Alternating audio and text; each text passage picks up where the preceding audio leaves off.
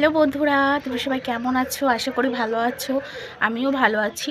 দেখো, এখন সেভাবে আমার তোমাদের সাথে ভিডিও শেয়ার করা হচ্ছে না, কারণ এখন আমার পরিস্থিতিটাই তাই। মানে এই ভালো লাগে, এই খারাপ লাগে। তোমাদেরকে সামনাসামনি আমার জানানো হয়নি আর কি, যে আমার আর আমার বরের, আমাদের এই ছোট্ট পরিবারে আমাদের একটা নতুন সদস্য আসতে চলেছে।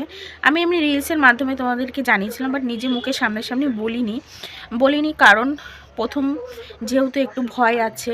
এই জার্নিটায় যতটা আনন্দ আছে তার থেকে কিন্তু অনেকটা ভয়ও আছে। এবার আমি ভেবে দেখলাম যে আমার ভিডিও, মানে আমার থেকে বড় যারা আছো তারাও তো দেখো, অনেকে আছে আমার থেকে বড় যারা আছো, তো তারা আমার ভিডিও দেখে আমার এই কথাটা শুনে খুশি হয়ে তারাও আমাকে আশীর্বাদ করবে, এবং গুরুজনদের আশীর্বাদ আমার এই মুহূর্তে খুবই প্রয়োজন। তোমরা আশীর্বাদ করলে আমি এবং আমার সন্তান দুজনাই, কথা বলতে বলতেও হাঁপিয়ে যাই, আমি এবং আমার সন্তান দুজনেই সুস্থ থাকবো, এবং আমি সন্তানকে খুব সুন্দরভাবে পৃথিবীতে আনতে পারবো সুস্থভাবে। তার জন্যই তোমাদের আশীর্বাদ আমার অবশ্যই প্রয়োজন। আর ব্যাকগ্রাউন্ড দেখে তোমরা বুঝতে পারছো আমি বাপের বাড়িতে আছি, মায়ের কাছে আসার কারণ ওখানে আমার একার সংসার, আর বর ডিউটি চলে গেলে আমি সারাদিন একাই থাকি। তার জন্য না একটু মনটা খারাপ করতো। তো 7 মাসের 7 খাওয়ার পরে আমাকে এখানে পাঠিয়ে দিয়েছিল, মানে আমি এসেছিলাম আমার বান্ধবীর বিয়ে উপলক্ষে। 7 পরে আমার বান্ধবীর বিয়ে ছিল, তো বিয়েতে এসে ভেবেছিলাম 10 দিন মতন থেকে চলে যাব। বাট তারপরে বর ভেবে দেখলো ওখানে গেলে একা একা মন খারাপ করে, তার জন্য আমাকে এখানে রেখে গেছে।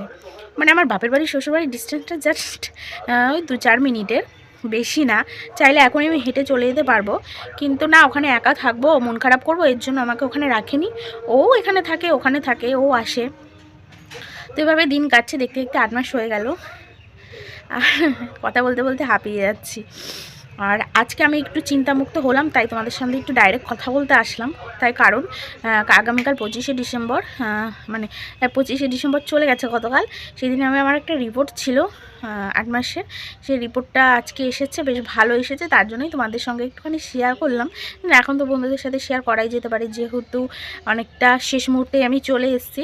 আর আমার থেকে বড় যারা আছো তারা আমাকে অবশ্যই আশীর্বাদ করো, আর ছোট যারা আছো অবশ্যই ভালোবাসা দিও।